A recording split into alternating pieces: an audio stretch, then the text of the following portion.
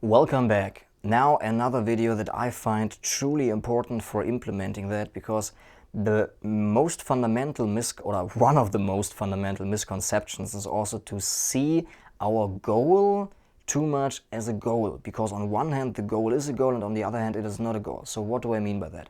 We've stated in the first module that our goal is aliveness. You see, and the way to go about it is by following our heart, tuning in with our feelings. You know, getting in touch with our feelings and then following our heart. So it is the goal in the sense of this is where we see the path of following our heart leads us. This is kind of what we want. And there is nothing wrong with wanting something, but it is not the goal in the sense that you need to keep your goal in mind in order to reach it. Quite the opposite way. Like looking for the goal in the process prevents and delays it.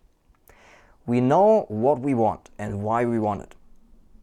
Once that is set, it's kind of clear, it feels right to us, like yes, of course, I want to be more alive, and I see that this is my way to a magnificent life, and I see that getting in touch with my emotions and feelings, like feelings in general, will get me to that place of aliveness. I now see that. If I tune in, that makes sense to me.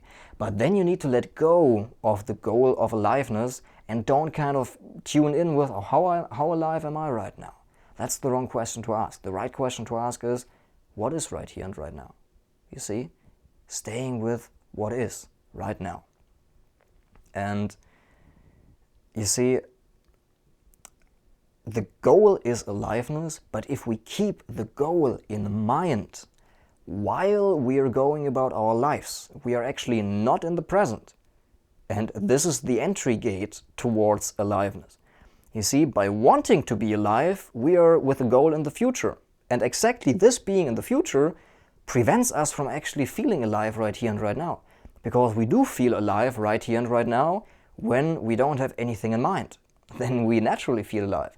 But by wanting to be alive, we have something in mind, which prevents feeling alive. You see that? So the goal, having that in mind, prevents the goal and delays it. So let go of the goal.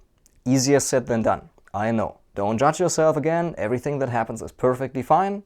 Sometimes you can do it effortlessly. You kind of drop into aliveness, and at other points you are thinking about the goal.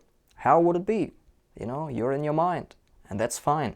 But it's necessary to understand that wanting it prevents it, because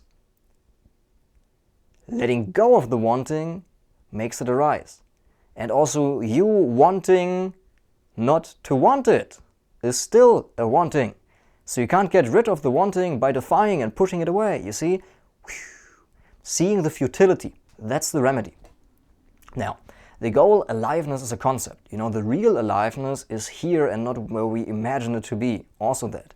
You know, when we're in our mind with the goal, it is only a concept.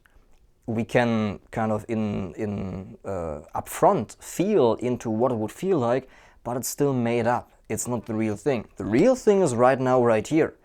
And if it's a very cheap trade-off to go with the goal in the mind instead of with what is here. But it's of course easier because that which is here is pretty damn real. I should say, even if it's not, but it feels very real. So the now is the entry gate to the aliveness that we want and not the future goal in our mind.